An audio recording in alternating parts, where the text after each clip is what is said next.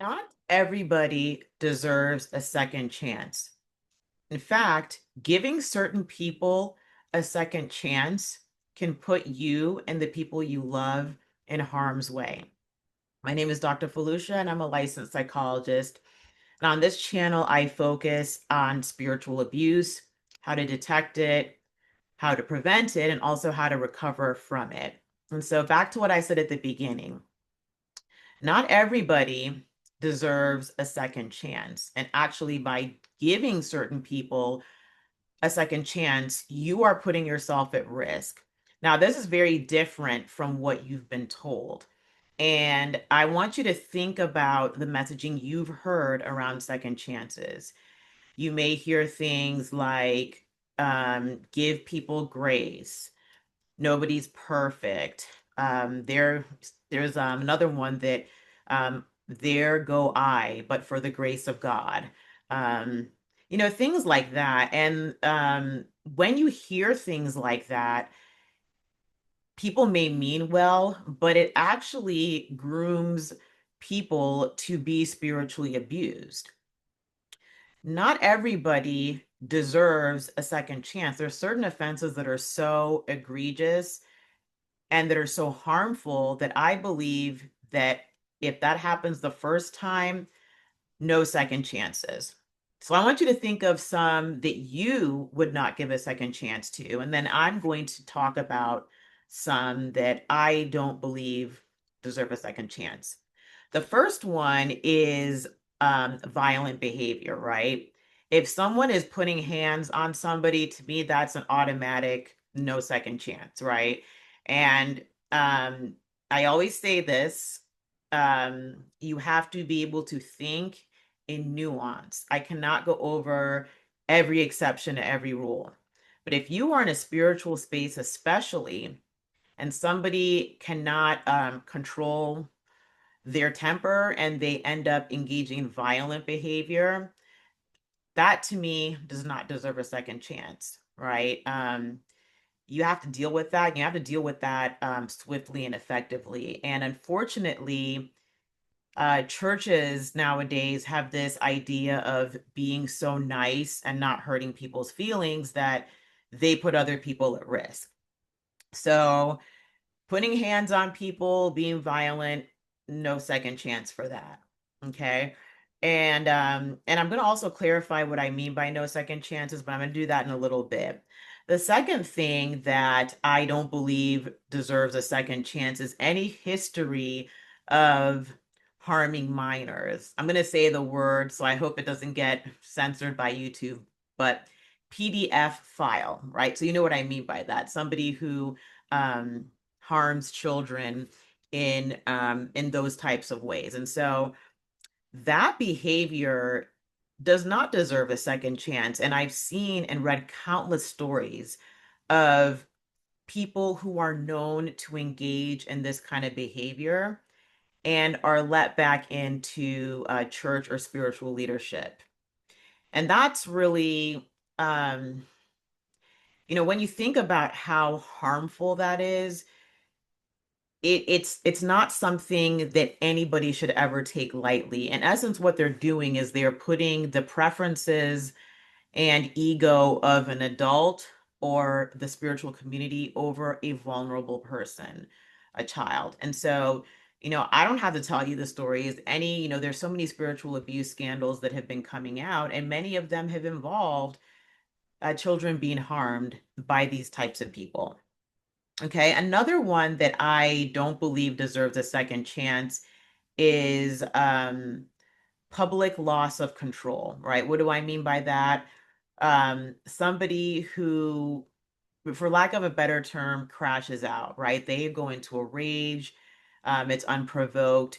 When I see something like that, especially from somebody who is supposed to be either a leader or a professional, that is really concerning to me, especially if they don't apologize. And I've witnessed multiple circumstances where this has happened. And so somebody who is supposed to be a professional, right? Or somebody who is supposed to be in some sort of leadership completely loses it, right? And they get angry and they're out of control. That's really, really concerning because to me, I'm thinking if you do this in public, what are you doing in private, right? And why don't you have control over yourself? And so that to me does not deserve a second chance at all.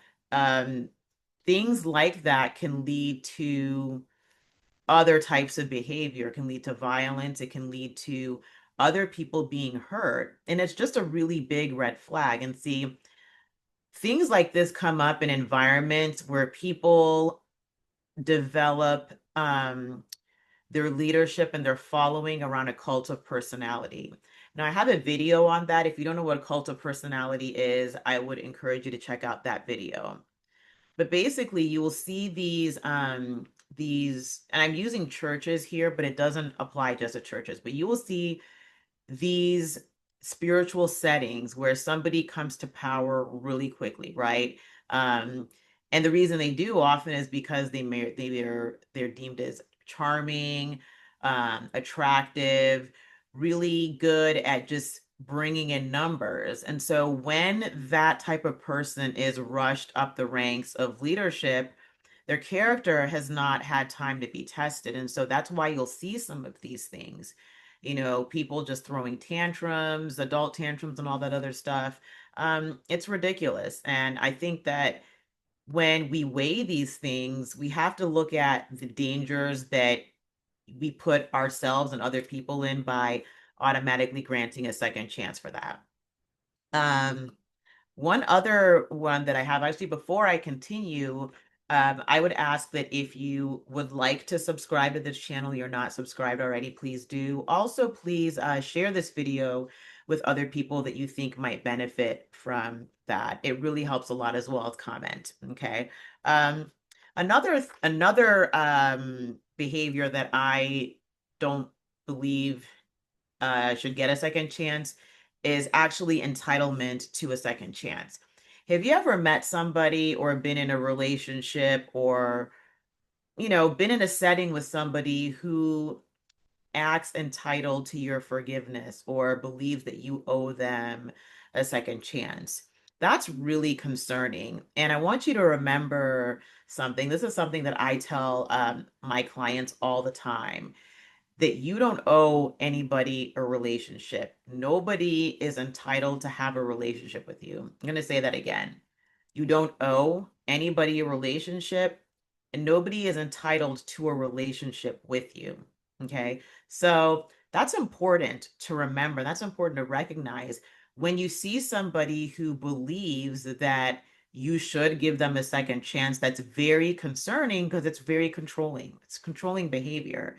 Um, and so you want to look out for that too. Um, Another behavior that you might not be, may not be on your radar, but I do think is concerning, is people who are obsessive. I'm not talking about things like OCD or, any mental health concern. I'm talking about people who engage in this weirdly pathological obsessive behavior, almost like a stalker, right? And so there are people that do this, and they may do things like show up at someone's home. That's why I always tell people, if you join a church, don't put your address in the directory. That's just my personal takeaway, because you don't know who has access to that. And so think about someone who just shows up at someone's house. And people have talked about that people who they don't know or did not invite show up at their property. That's what I mean by obsessive behavior. Doing things like doing a lot of research on somebody, right?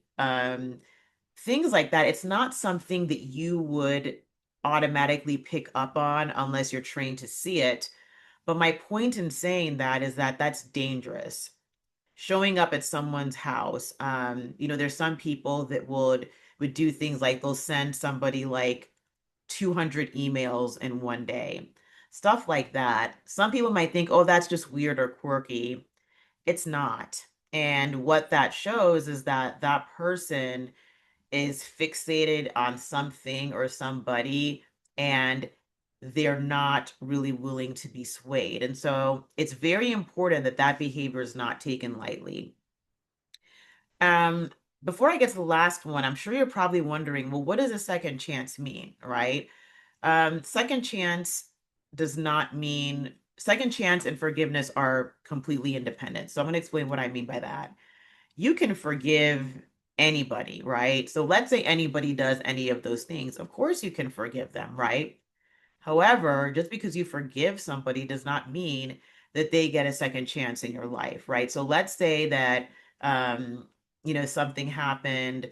I believe this actually happened with some kind of college ministry where somebody was on the sex offender list that they were going to hire.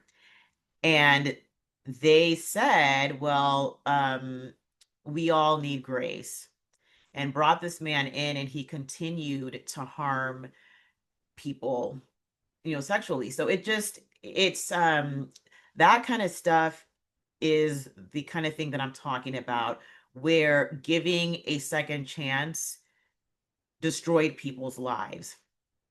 And so when you think about second chances, don't think of it as forgiveness. Second chance means you're going to bring that person or allow that person back in your life and back in your space.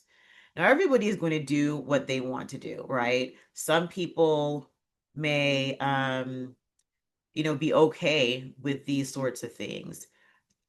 I put these things on the list because they're things that often get overlooked in spiritual environments, right? Somebody who may lose their temper may be described as somebody who's very fervent or charismatic or whatever. There are ways in which these behaviors get explained away. And oftentimes what ends up happening is that the person that does this, they go away for a little bit to get rehab. They call it like rehab or whatever. And it's not really any rehab that I have seen. It's more like they disappear for a few months and then come back and act like nothing happened. And that is not only inappropriate, it puts people in harm's way. So if people have harmed children or people have been violent, I don't believe that you just say, okay, come back, right? Um, could there be exceptions to that? Yes, there could be, but I'm more interested in what led to that behavior. So second chances and forgiveness, not the same thing. The last one I want to point out is what I like to call depraved indifference. And what that means basically is this is like indifference on steroids. Basically, you're just watching somebody maybe, you know, getting, beaten within an inch of her life, and you don't do anything about it, right? So basically sitting back and allowing harm to continue. And that is one that is difficult to identify because many times this happens with groups of people. So if you think about a spiritually abusive environment, there's the leader, but then there's also the support behind the leader. And so they know of things that are going on and do nothing about it. Um, this can happen when children are getting harmed. This can happen when a spouse is being abused. I have heard so many stories of people who knew that things were going on, knew of women who were being harmed by their husbands, knew of children that were being harmed by their parents, and did nothing, right? You hear this in the news often. Maybe a child told the teacher that they didn't feel safe at home and nothing happened. And that one is just, it really, it the the thing about that particular offense is that it is widespread and people always have an excuse as to why they didn't do anything. And so I encourage people to really think about these things, think about what depraved indifference would look like. Now I can hear some people countering, well, what if the person made it up, right? Because people do make up things. even if that's the case, it's your job to at least investigate it, right? And see, well, is this thing true or not? And what happens in these situations where there's depraved indifference is that they basically don't do anything, right? Or they try and shame the person who is harmed for speaking up. And that is, that's one of those things where you really have to sit and examine and say, is it worth it to have people like this back in your life? So when I talk about second chances, I'm talking primarily about your life. Do you want to put yourself and the people that you love at risk by having people like this in your life? My answer is I don't think that's a great idea because what's to prevent them from doing the same thing to you? A lot of these behaviors are either behaviors that cause direct harm or behaviors that allow that harm. Okay. So I want you to think about those. There are many more that I could put on the list, but I want you all to let me know in the comments section, what first time offenses do you believe do not get a second chance? Why do you think they do? What do you think about the list I gave? Do you think it was too restrictive? Do you think more should be added? Maybe they do deserve a second chance. That's why I like having this dialogue because it's all subjective and you have to know what works for you. So I hope that helps. And I would love to hear from you again in the comments section. Share, like, and subscribe if you would like to. And I hope you have a wonderful day that is filled with peace. Bye bye.